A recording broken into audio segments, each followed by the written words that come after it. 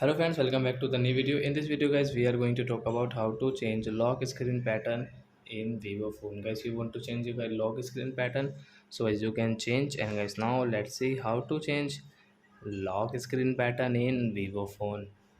So guys, first of all guys, open your phone setting to change lock screen pattern. Then guys, click on security setting, screen lock. Draw your guys old pattern. Again guys, click on pattern, and guys new pattern guys, whatever you want guys, you can choose. Like, so I will take guys this. And guys, next guys, two time draw, confirm. So guys, now you can see guys, we have changed pattern. The old pattern was guys this L, so guys you can see wrong pattern, and guys current pattern is like that. So I hope friends you have understood how to change the screen lock pattern in Vivo phone.